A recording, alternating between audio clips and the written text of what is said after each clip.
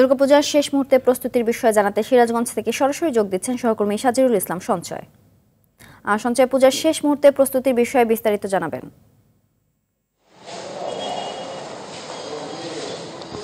Cynthia, আপনি যেমনটি বলছিলেন, আগামীকাল সকাল থেকে ষষ্ঠী পূজার মধ্য দিয়ে শুরু হচ্ছে হিন্দু ধর্মাবলম্বীদের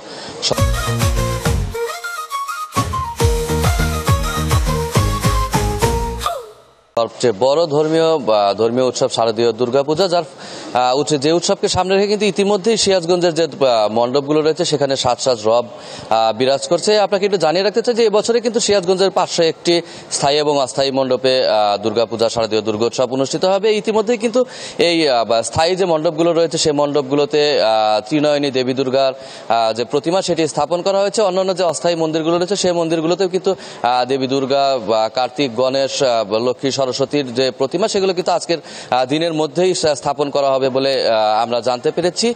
যার ফলে কিন্তু আসলে সিরাজগঞ্জের মণ্ডপগুলোতে এই মুহূর্তে আলোকসজ্জা, মন্দির সুসজ্জিতকরণ, প্রতিমা স্থাপনকে কেন্দ্র করে এই মুহূর্তে একটি তুমুল ব্যস্ততা বিরাজ করছে। আরেকটি বিষয় যে এই মন্দিরগুলো যে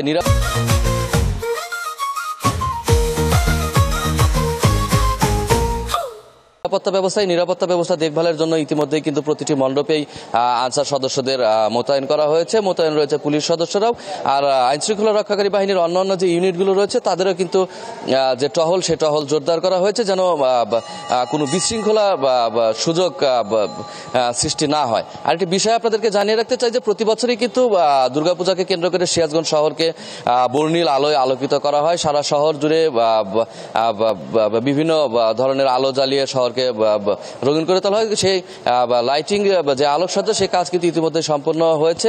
গত দুদিন যাবৎ কিন্তু সিরাজগঞ্জে প্রতি রাতেই সিরাজগঞ্জ শহর আলোয় আলোকিত হয়ে উঠছে। ধন্যবাদ।